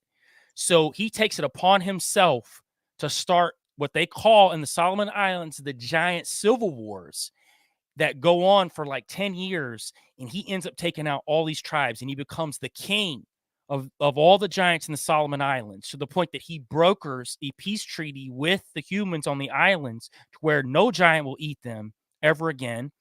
The sign of friendship is the humans will leave the pipes. They will give pipes to the giants. Is kind of the whole thing from the whole Letty McCode thing with his grandmother, which is very interesting. Now, what gets a little crazier with this story, that gives what it a year little is this bit, taking place in? so this took place in the like mid, like 1950s, something like that. Throughout, though, this is happening. So when you're saying this is the giant civil war, like this is Yeah, something of but that this would be like happened relatively over- historically evident. So this happened over a piece of the last 100 years, though. So it wasn't just like one specific time, because this was like happening over a period of time. But the most recent story of Luddy McCode was actually a lot later, which was in 2000. So there was an ethnic war going on in the Solomon Islands that had nothing to do with the giants. It was just the Homo sapiens. And one of the bishops of one of the churches actually met with Luddy McCode at one of the Anglican churches. This was reported on the Solomon Islands Broadcasting Corporation. The SIBC reported this on the news at the same time. So this was actually reported in the news on the Solomon Islands that Luddy McCode met with one of the bishops of the Anglican Church to talk about what they could do to alleviate this ethnic war that was going on, because Luddy just didn't like all the heat that was going on from it. How can I spell this name? How do you spell his name? Luti. Okay. And then Mikode. Okay. I was writing McCode like he's Irish. He's not. I'm an idiot. Please continue. Yeah. So that's just one of the big stories that came out of the Solomon Islands. There's several other stories about giants helping people, vehicles sliding off of hills, then picking up the vehicles, bringing them back on the hills for the workers. After this Luddy McCode period, there's just not any really bad stories about giants on the islands. There's nothing but really good interactions between the people and the giants. Now, some people think Luddy McCode's still alive. There are some whispers that he still is running these giant tribes in Solomon Islands. If he's not, maybe he passed it on to one of his sons that's running the islands now. But it's a fascinating story, and it's known throughout the Solomon Islands. This is just known as a fact of them. They see giants. It's nothing to go off in the woods and see a giant, but they've brokered this deal, and nothing's happening between the humans and the giants. This, to me, is indicative of, I think, and this also is a throwback to the Book of Giants, where you had the giant civil wars. I think in the end times, I think the Nephilim that are revealed will not be these giants, not initially. I think they're going to be very human. I think that the Antichrist is going to be a Nephilim. I think they may have some different traits, like maybe 6 fingers, 6 toes, something to differentiate them from us. But I think it's going to be more of a psychic evolution, that they're going to show you, oh, we got these powers. This is what you can evolve to. Take this and you can be like us. So I think that the Nephilim that the fallen entities are working on behind the scenes now are not going to be these giants. I think that they are working on something that's more humanoid that will fit in better with us, but they're just going to have all of these alchemical powers that they can show us that they have, and we're going to worship them like gods. It's still going to be a demigod system. It's just going to be that it's going to fit within the context of our society differently. Now, do I No think way. Come on. That's not real, is it? No, this is it's something that he shared though. He shared Where this? yeah, because it's AI clearly, but there you go, count them up. Oh, that's so It, interesting, but he shared it. AI has this funny trick that it does where it always does 6 fingers, and I went off on AI probably a year ago for doing this specifically. And Yeah. yeah, my assumption is that perhaps there's a little ghost in the machine there, but yeah. Oh yeah, and we can Joel, get when it comes to these sort we've of kept Joel's. Listen, okay, I just well want this over an one hour and a last half. question. It's a yes or no. When it comes to these potential new Nephilim, are we talking like an L.A. Marzulli model, like a hybridized children of humans and Black-eyed the kids. fallen, or humans and I tend to agree with him that they're tinkering with it. They're working on that ultimate evolution, right? But I differentiate from that somewhat because I do think that they are creating the giants. I think the giants are just in another realm right now. I think there is another realm where they are still creating giants. I think there are giants underground as well. We know that they're creating Nephilim hybrids underground where they're taking these abductees and these grays, which I think are the meat sacks that these Nephilim of old, the ones that didn't repent, the ones that are demonic entities, they're just using them as host bodies. So I think that they're going in these underground facilities. They're creating Nephilim. They're tinkering with different types. But I think when it's all said and done, when it really hits the fan, I think the giants will be revealed. I think it'll be like the next step of evolution. You'll have these Nephilim that are with us, that look like us, act like us, but then they bring these guys, start slowly integrating these guys into the system too. But I do think there's going to be contingent of good Nephilim that are going to battle on the side of Yahweh in the end. I think you're going to see that happen on both ends of it because we know this throughout history. And I just gave you 2 instances where in one of the apocryphal books, the Book of Giants talks about before the flood happened. And we know, according to what Jesus said in scripture, that we're going towards the days of Noah. It will be like unto the days of Noah. So we know this is going to happen again. So I think that we're going to see good Nephilim that are going to be helping people that are on the side of Yahweh. I think it's going to happen. It's inevitable. I think there's some out there right now. They're just waiting in the wings. I hope so, man, because otherwise it's going to be pretty one-sided slaughter until God comes back. Yeah, and I don't need think some that help. either. I think that with God's power, you can defeat anything, even if we didn't have Nephilim on our side, right? But I just think that there is this aspect that's missing.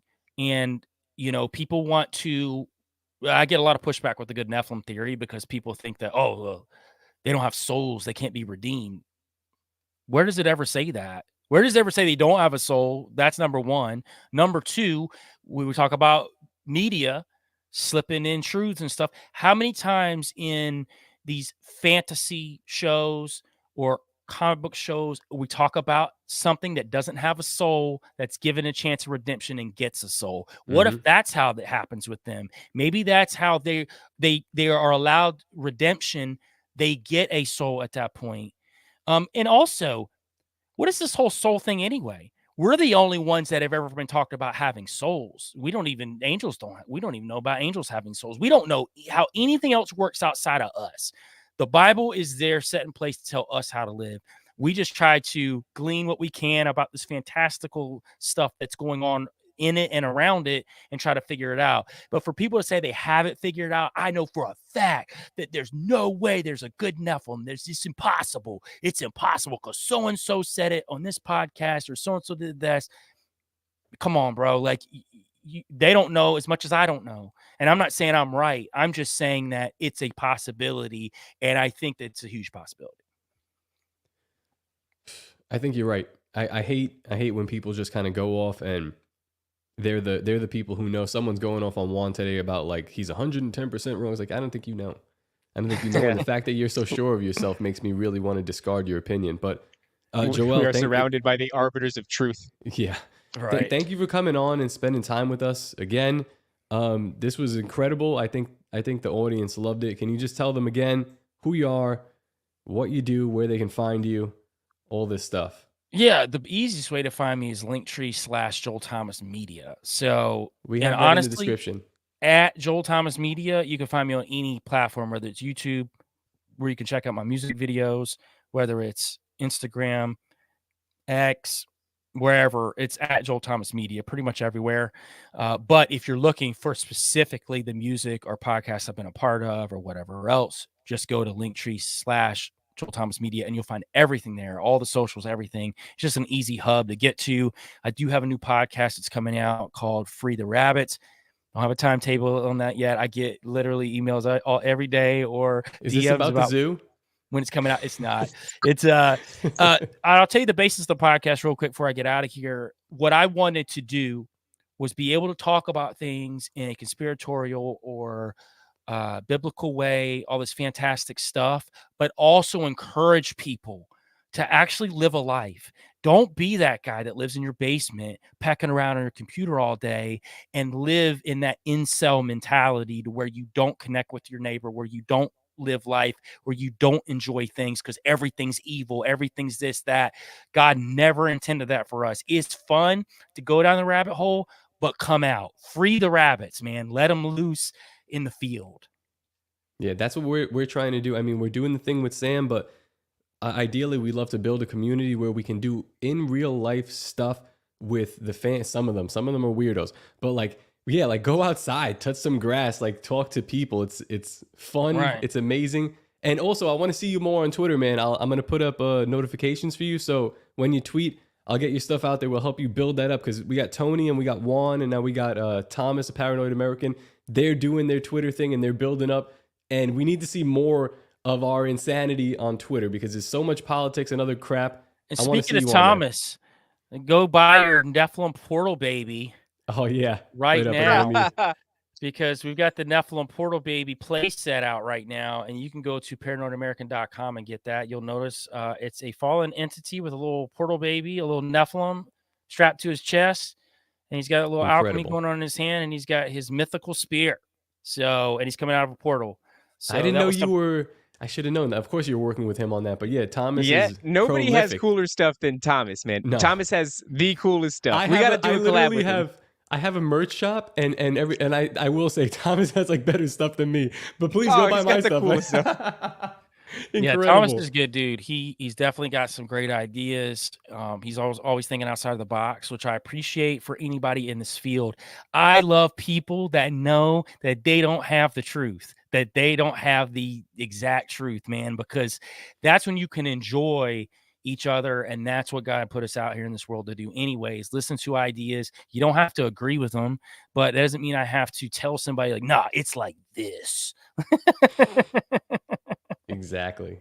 David, take us out, man. This is a beautiful episode. Guys, don't forget, go to patreon.com/Nephilim Death Squad. Join up on the $5 tier to be a part of the Telegram. And also, pretty soon, we're having that super secret show come out. That's going to be awesome. And before we go, guys, one more time, don't forget to go to samtripoli.com. Check out his event dates. And you'll find March 30th, he's going to the Joke Joint. And he is going to be performing live with your boys, Nephilim Death Squad. So go and get those tickets before they're all sold out. Top, anything else? We'll see you tomorrow. Peace out, guys. The greatest hypnotist on planet Earth is a oblong box in the corner of the room. It is constantly telling us what to believe is real. If you can persuade people that what they see with their eyes is what there is to see, you got them. Because they'll laugh in the face of an explanation that portrays the bigger picture of what's happening. And they have.